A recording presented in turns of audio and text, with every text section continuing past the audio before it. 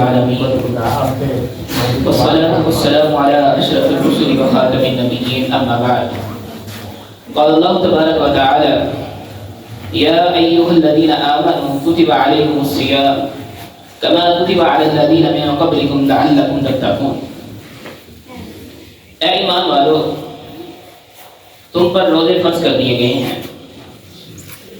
جس طرح تم سے پہلی امتوں پر فرض تھے، لعلکم تتقون، تاکہ تم متقی بن جاؤ، پرہیزگار بن جاؤ.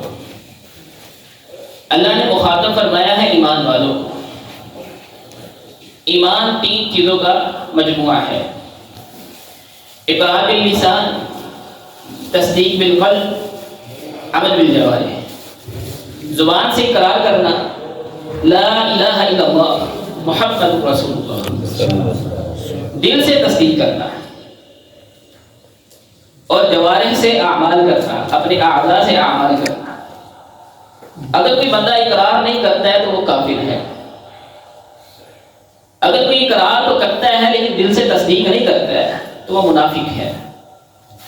اگر کوئی بندہ اقرار بھی کرتا ہو، دل سے تصدیق بھی کرتا ہو، لیکن اپنے جوارح سے، اپنے اعضاء سے اعمال نہیں کرتا ہے، نماز نہیں پڑھتا ہے، قرآن پاک کی تلاوت نہیں کرتا ہے، صدقہ و خیرات نہیں کرتا ہے، اپنی زبان کو کنٹرول میں نہیں رکھتا ہے، اپنے ہاتھوں سے اپنے بھائیوں کو تکلیف پہنچاتا ہے، اپنی آنکھ سے اپنے بھائی کو تکلیف پہنچاتا ہے، اپنی آنکھ سے فحاشی دیکھتا ہے، اپنے کانوں سے فحاشی سنتا ہے، اپنے جوارح سے اعمال نہیں کرتا ہے تو وہ فاسق ہے، فاجر ہے، گناہ گار ہے. اللہ نے مخاطب فرمایا ایمان والو، اور ساتھ فرمایا کتب علیکم الصیام، تم پر روزے فرض کر دیے گئے. ماہ رمضان کے روزے 2 ہجری میں فرض ہوئے. جب رسول اللہ صلی اللہ علیہ وسلم مکہ سے مدینہ کی طرف ہجرت کے لیے روانہ ہوئے اور مدینہ میں جا کر کے قیام پذیر ہوئے تو ہجرت کے دوسرے سال رمضان کے مہینے کے روزے فرض ہوئے. اور آپ علیہ الصلوۃ والسلام نے اپنی زندگی میں 9 سال ماہ رمضان کے روزے رکھے. اس سے پہلے یوم عاشورہ کا روزہ جو اٹھانا وہ فرض تھا. بخاری شریف کی روایت ہے، اما عائشہ رضی اللہ عنہا فرماتی ہیں ان قریش کانت تصوم یوم عاشورہ فی الجاہلیہ، قبیلہ قریش والے جاہلیت میں یوم عاشورہ کا روزہ رکھا کرتے تھے. ثم امر رسول اللہ صلی اللہ علیہ وسلم بصیامہ، پھر رسول اللہ صلی اللہ علیہ وسلم نے بھی اس کا حکم فرما دیا کہ آپ بھی یوم عاشورہ کا روزہ رکھا کریں. فلما فرض رمضان، جب رمضان کے مہینے کے روزے فرض ہو گئے توری کا، تو یوم عاشورہ کے روزے کو ترک کر دیا گیا، چھوڑ دیا گیا.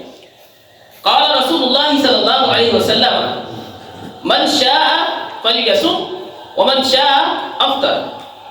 آپ علیہ الصلوۃ والسلام نے فرمایا جس کا دل چاہتا ہے کہ وہ یوم عاشورہ کا روزہ رکھے تو وہ رکھ لیا کرے، اور جس کا دل چاہتا ہے کہ وہ نہ رکھے تو فرمایا اس کو چھوڑ دیا کرے، نہ رکھے.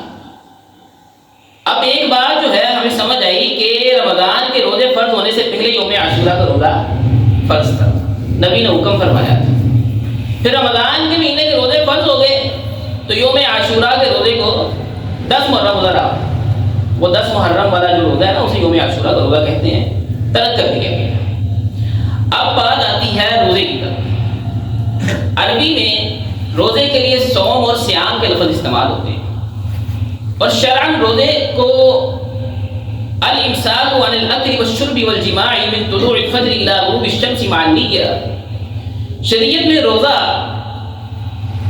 کھانے پینے اور اپنی بیوی سے مباشرت کرنے سے رک جانے کا نام ہے طلوع فجر سے لے کے غروب شمس تک نیت کے ساتھ. کھانے پینے سے، اپنی بیوی سے مباشرت کرنے سے رک جانے کا نام ہے الامساک عن الاکل والشرب والجماع من طلوع الفجر الى غروب الشمس، طلوع فجر سے لے کے غروب شمس تک، غروب آفتاب تک، سورج کے غروب ہونے تک نیت کے ساتھ. روزے کے لیے نیت بہت ضروری ہے. حضرت حفصہ رضی اللہ عنہا فرماتی ہیں رسول اللہ صلی اللہ علیہ وسلم نے فرمایا من لم یجمع الصیام قبل الفجر فلا صیام له، جس نے نماز فجر سے پہلے روزے کی نیت نہیں کی اس کا روزہ ہی نہیں ہے. اور نیت کا تعلق دل سے ہے، زبان سے نہیں۔ زبان سے اقرار کیا جاتا ہے، اظہار کیا جاتا ہے، اپنے ما فی الضمیر کو بیان کیا جاتا ہے، کلام کی جاتی ہے، گپیں لگائی جاتی ہیں۔ نیت کا مطلب کیا ہے؟ اگر ہم یہ سمجھ لیں تو ہمیں نیت سمجھ آ جائے گی۔ نیت کا مطلب یہ ہے کہ یہ جو میں عمل کرنے لگا ہوں یہ خالص اللہ کے لیے کرنے لگا ہوں، اس میں ریاکاری مقصود نہیں ہے، نمود و نمائش مقصود نہیں ہے، دکھلاوا مقصود نہیں ہے۔ یہ جو میں روزہ رکھنے لگا ہوں یہ خالص اللہ کے لیے رکھنے لگا ہوں، میں وضو کرنے لگا ہوں خالص اللہ کے لیے کرنے لگا ہوں، نماز پڑھنے آیا ہوں خالص اللہ کے لیے پڑھنے آیا ہوں۔ ہر عمل کے لیے نیت ضروری ہے۔ انما الاعمال بالنیات، اعمال کا دار و مدار نیتوں پر ہے، اعمال کی قبولیت کا حساب نیتوں پر ہے۔ اور نیت کے لیے کوئی مخصوص الفاظ نہیں ہے کہ روزے کی نیت کے لیے کوئی مخصوص الفاظ ہوں، جیسا کہ وہ وَبِصَوْمِ غَدٍ نَوَيْتُ والے الفاظ عموماً پیش کیے جاتے ہیں، بلکہ وہ کیلنڈروں پر لکھے بھی ہوتے ہیں۔ یہ بے اصل اور بے معنی ہے، ان کی کوئی اصل نہیں ہے۔ نیت کا تعلق دل سے۔